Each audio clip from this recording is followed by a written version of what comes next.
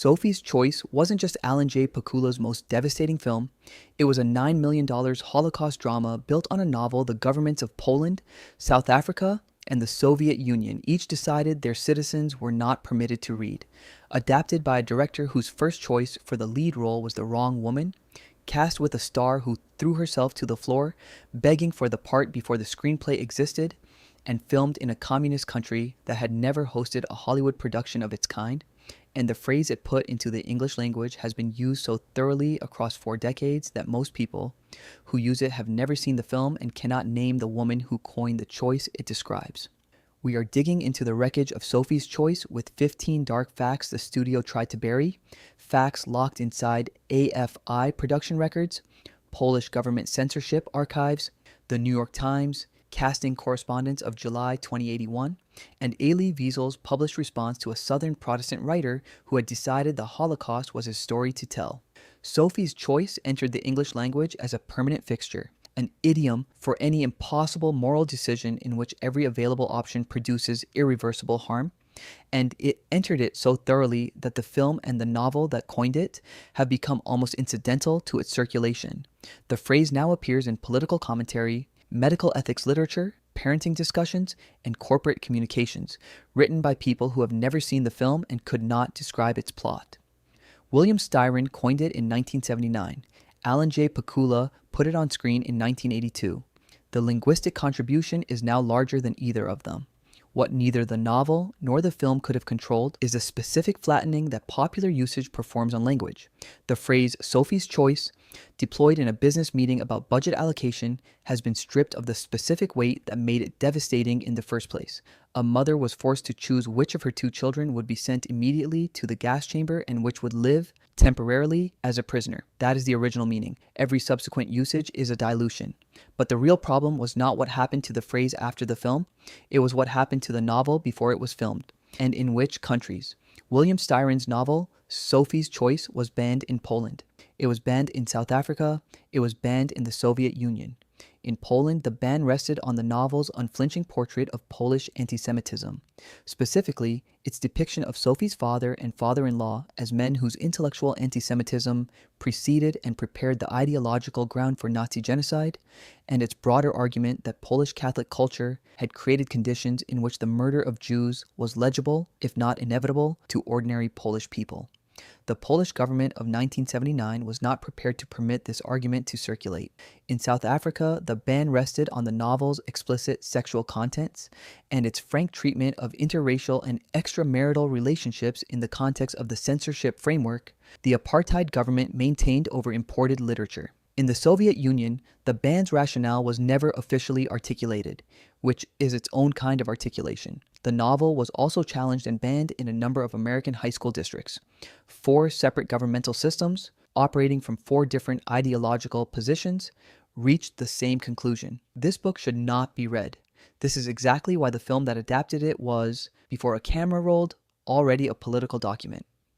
William Styron, the novel's author, went on record stating that his preferred choice for the role of Sophie was Ursula Andress, the Swiss actress whose emergence from the sea in Dr. No, 1962, had made her one of the most recognizable female faces in international cinema, and whose relationship to the psychological and linguistic demands of a Polish Holocaust survivor navigating post-war Brooklyn was, to put it as charitably as possible, not what the role required. This is documented. Styron stated it publicly. He was wrong with a specificity that suggests he was thinking about the physical description of Sophie in his own novel and had not adequately distinguished between a novel's descriptive requirements and a film's performance requirements. Pakula's first choice was Liv Ullmann, the Norwegian actress whose collaboration with Ingmar Bergman had produced some of the most psychologically demanding performances in European cinema, and whose ability to project foreignness and depth simultaneously was exactly what Pakula was looking for. Ullmann declined. Pakula then considered Slovak actress Magdalena Vasaryova. Neither casting materialized, but the real problem was not who Pakula wanted. It was who Pakula got, and how she got herself into the room. The most fundamental controversy embedded in Sophie's Choice is one that the film's existence tends to suppress. What right did William Styron, a Southern Protestant American from Newport News, Virginia, with no personal or familial connection to the Holocaust, writing through the barely disguised autobiographical figure of a young Southern writer who is also a Southern Protestant American, have to place a Holocaust survivor at the center of his novel? The question was asked directly and forcefully by critics and scholars who argued that the appropriation of Holocaust experience by a non-Jewish American writer constituted a form of cultural presumption that the gravity of the subject made especially troubling. Elie Wiesel, whose own survival and testimony constituted the moral authority on which all subsequent Holocaust literature depended, was among those who raised this concern. Styron's decision to make Sophie not only non-Jewish but specifically Polish Catholic, a member of a national and religious tradition whose relationship to Jewish suffering was itself deeply complicated and deeply complicit, compounded the controversy. What Styron's defenders argued is that the Holocaust's horror was not the exclusive property of its Jewish victims, that non-Jewish victims, Poles, Roma, Soviet prisoners, political dissidents, had also been murdered in its machinery, and that their stories were equally deserving of literary treatment. Both positions are serious. Neither fully resolves the other. What the film does with the controversy is absorb it. Pakula adapted the novel without addressing the debate the novel had generated, and the result is a film whose central argument is never quite excavated from beneath the performance that carries it. This is exactly why Sophie's Choice is a more complicated cultural object than its Oscar citations suggest. Meryl Streep expressed interest in the role of Sophie before Alan J. Pakula had finished writing the screenplay, a biographical fact confirmed in the Los Angeles Times in December 1982 and recorded in the AFI production catalog. According to multiple accounts of the casting period, Streep's pursuit of the role was so committed that she insisted on screen testing before the script existed, and that her bid for the part included a physical demonstration of supplication that one production account rendered as throwing herself to the ground. Pakula, who had determined that he needed an actress capable of projecting foreignness while maintaining the psychological complexity the role demanded across 3 languages and 2 radically different physical registers, Sophie in 1947 Brooklyn and Sophie in wartime Auschwitz, was persuaded. The screen test happened. Streep got the role. The woman who had wanted Ullman's foreignness found something more demanding. The foreignness of an American actress fully inhabiting a foreign identity with a completeness that made the question of authenticity irrelevant. Streep had already won the Academy Award for Best Supporting Actress for Kramer vs. Kramer, 1979, and had been nominated for Best Actress for The French Lieutenant's Woman, 1981. Sophie's Choice was the film that would confirm or complicate the emerging consensus that she was the finest actress of her generation. The confirmation was total. The complication came later as the consensus hardened into assumption and critics began to wonder whether technical mastery and genuine feeling were the same thing. In Sophie's Choice, they were. Meryl Streep learned Polish for Sophie's Choice from an assistant on the film who happened to speak it. She also learned German, functional, period-specific German, for the scenes at Auschwitz. The performance she delivered across 3 linguistic registers, accented English, Polish, and German, is the most technically demanding piece of language work in her filmography, which is a sentence that requires a moment to absorb given the filmography it is describing. The Polish accented English she carries across the film's 151 minutes is not a generic European accent. It is a specific phonological construction. The particular way Polish speakers whose primary linguistic experience is of a language without the English vowel system approach, English pronunciation, and it is consistent across the film's entire running time without slipping, without inconsistency, and without the specific kind of visible effort that reminds an audience that they are watching a performance rather than observing a person. She learned it from someone who happened to be on set. The Academy Award she won for it was the film industry's way of acknowledging that the gap between happen to and professional coaching was, in Streep's hands, irrelevant. But the real problem was not the language she learned. It was the body she changed between the 2 phases of filming. Pakula shot the 1947 Brooklyn sequences of Sophie's Choice first. The production then broke for several months before filming the Auschwitz flashback sequences in Zagreb, Yugoslavia. During that break, Meryl Streep lost significant weight, enough to create a visible and credible physical distinction between Sophie as she appears in post-war Brooklyn and Sophie as she appears in wartime Auschwitz. The visual continuity between the 2 physical registers, the Brooklyn Sophie's fragility and the Auschwitz Sophie's near disappearance, is one of the film's most technically precise achievements, and it was produced not by makeup or costuming alone. but by an actress who understood that the role required her body to carry different histories in each period. The weight loss was deliberate and sustained. It was also, by contemporary standards of discussion around actresses and their bodies, something the production treated as a straightforward, creative decision rather than a welfare concern. Whether it should have been treated otherwise is a question the industry has been slower to engage than it should have been. The concentration camp sequences in Sophie's Choice were filmed in Zagreb, Yugoslavia, now the capital of Croatia, in 1982, located behind the Iron Curtain, and governed by the socialist administration of Marshal Tito's successor government. This was, as the production notes acknowledge, a somewhat unique proposition for a Hollywood film of the period. The use of a Yugoslav location for the Auschwitz sequences was driven by practical considerations. The physical environment of Zagreb's older architectural districts provided a European visual authenticity that American or British studio constructions could not have replicated with equivalent economy.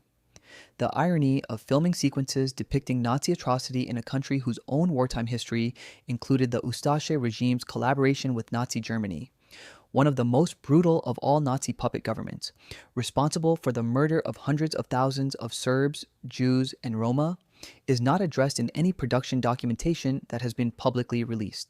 This is exactly why the visual authority of the Auschwitz sequences, which critics universally praised, rests on a geographical arrangement whose historical subtext the production appears never to have considered. Keith Barish, who receives a producer credit on Sophie's Choice alongside Pakula, was a Florida real estate developer with no prior experience in film production when he encountered the project. He flew to New York to meet Pakula on the set of Starting Over, 1979, after the two were introduced through mutual acquaintances. Barish was eager to invest in the entertainment business and read the galley proofs of Styron's novel before its publication.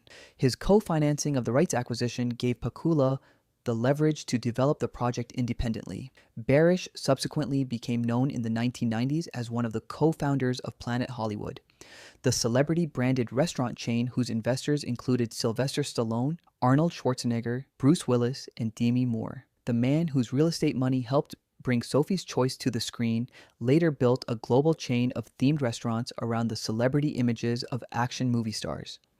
This is not a contradiction of any of the film's values. It is simply a biographical fact that the film's cultural gravity makes awkward. Kevin Kline was not Pakula's first choice for Nathan Landau. He was Meryl Streep's. She recommended him to Pakula before she herself had been formally cast, advocating for a stage actor whose Tony Award-winning work in The Pirates of Penzance and Barnum she had witnessed and whose specific quality of volatile charisma and barely managed instability she understood was exactly what Nathan required. Pakula took the recommendation. The film that resulted is Kevin Kline's first feature film appearance. This biographical fact that the finest screen debut of a major American actor was secured by the recommendation of an actress who was simultaneously campaigning for her own part in the same film is one of the more generous acts of professional advocacy in the history of Hollywood casting. Nathan Landau is the film's most technically demanding role after Sophie herself, a paranoid, schizophrenic self medicating with stimulants whose charm and volatility must be simultaneously convincing enough to explain why Sophie stays and terrifying enough to explain what staying costs her. Kline was 24 years old. He had never been on a film set. The performance he delivered made every subsequent review of his theatrical work retroactively curious about what the camera was getting that the stage had not. Nathan Landau and Sophie Zawistowski die together by cyanide poisoning at the novel's and film's conclusion.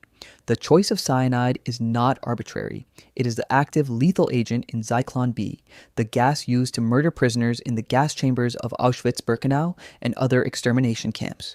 Sophie survived Auschwitz. She did not survive the thing she survived Auschwitz for. The final cause of death she and Nathan share with millions of the Holocaust's murdered dead is Styron's most devastating structural decision, and Pakula's film preserves it with complete fidelity. The scene does not explain the connection explicitly. It does not need to. An audience that knows what Zyklon B is understands what Nathan and Sophie's suicide means in chemical terms, and the understanding converts their death from a lover's tragedy into something that the Holocaust's logic reaches forward in time to claim. They did not escape. The camp was merely delayed. Polish-American organizations and the Polish government formally objected to Sophie's Choice, both the novel and the film Kierhouse, on the grounds that its depiction of Polish anti-Semitism was unfair, historically inaccurate, and damaging to Poland's reputation. The specific objection centered on Sophie's father, a professor of law who had authored anti-Semitic tracts, and on the broader suggestion that ordinary Polish Catholic culture had been a contributing environment for the Holocaust rather than simply a victim of it. The objection was not without historical foundation in either direction. Polish Catholic culture had deep and documented traditions of anti-Semitism, and Polish citizens had also been murdered by the millions in Nazi concentration camps and through forced labor and starvation. Both things were true simultaneously. The Polish government's ban of the novel and the Polish-American community's vocal objection to the film were attempts to suppress the first truth by emphasizing the second. The film, which follows the novel's treatment of the subject without elaboration or apology, did not accommodate either objection. Pakula made a deliberate decision to withhold the nature of Sophie's choice from the audience for the film's entire running time, 151 minutes, delivering it in the final act as the revelation that retroactively reframes everything the audience has watched. The film does not withhold the fact of the choice. It establishes from its earliest sequences that Sophie has a dark secret from her past and that the secret is connected to what happened to her children. What it withholds is the specific nature of what she was forced to do. This structural decision was contentious. Some critics argued that the prolonged withholding was a form of manipulation, that Pakula was engineering the audience's emotional investment by rationing information in a way that served suspense rather than meaning. Others argued that the delay was precisely what the material required, that an audience told Sophie's choice in the first act would spend the remaining 2 hours watching a woman they already understood rather than gradually coming to understand her. Pakula was in the second camp. The film he made demonstrates the argument's case more effectively than any critical defense of it could. Pauline Kael, whose responses to Streep's work had always been equivocal in a way that distinguished her from the majority of her contemporaries, found Sophie's Choice a well-crafted film that nonetheless represented Streep's worst acting tendencies: the visible technique, the demonstrable preparation, the performance of suffering rather than its experience. She awarded the film a qualified positive review while reserving the core of her critical intelligence for a skepticism about Streep's specific method that she articulated with characteristic precision. The awareness that you are watching an actress giving a performance and the question of whether that awareness was itself a failure of the performance's intention. Vincent Canby in the New York Times found the film a towering work of American cinema. The critical divide between those who found Streep's technique transcendent and those who found it visible became the film's primary critical legacy, a debate that has persisted across 4 decades and shows no sign of resolution, partly because both positions are defensible and partly because the film is too important for either position to be discarded. The film holds a 7.5 rating on IMDb. It appeared at number 91 on the AFI's 2007 list of the 100 greatest American films EA, a ranking that positions it among the most enduring works of the American cinema's sound era. Streep's performance is now routinely cited as among the 5 or 6 finest individual screen performances in American film history, in lists compiled by organizations ranging from the American Film Institute to Sight and Sound. The Pauline Kael position that the performance was visible rather than inhabited has been argued and re-argued and has not prevailed. What has prevailed is the scene: a woman standing on a railway platform at Auschwitz, a Nazi officer in front of her, 2 children beside her, and a sentence she cannot speak without destroying herself. Streep delivers it in multiple languages in a single take or close to it, with a quality of internal devastation that does not appear to be performed because the distinction between performance and experience has been erased. The debate about whether the technique produces that erasure or whether something else does is the most interesting conversation the film has generated in 40 years of screening. The film that Pakula made from Styron's novel is not primarily about the Holocaust. It is about what the Holocaust left behind, the damage it installed in one woman's nervous system, the way that damage shaped the relationships she was capable of forming, and the specific quality of a guilt so total that no subsequent love or joy could compete with its weight. Sophie survives Auschwitz. She finds Nathan. She finds Stingo. She finds in the Brooklyn boarding house something that looks from the outside like a life and from the inside like a waiting room. The choice she was forced to make at the railway platform did not kill her in 1943. It killed her in 1947, in a room in Brooklyn, with the same chemical. The question Sophie's Choice leaves embedded in its final frames: In the closing image of Stingo walking through Nathan and Sophie's room, through Nathan and Sophie's ended lives, into their Virginia dawn, is this. If survival is the thing we call the opposite of death, what do we call the condition of someone who survived the mechanism of death but was killed by the knowledge of what the survival required? Sophie made her choice under the most extreme conditions of coercion that the 20th century produced. The choice was taken from her by a system designed to produce exactly this outcome, a survivor whose survival was its own punishment. Is that a choice? If so, and Styron insists it is, what does that tell you about who is responsible for what the choice produced? Leave that in the comments. The choice is the point. If this investigation changed how you see Sophie's choice, leave a like, because there are 1,000 films built on impossible questions that deserve the same forensic attention, and the algorithm needs to know this kind of digging matters.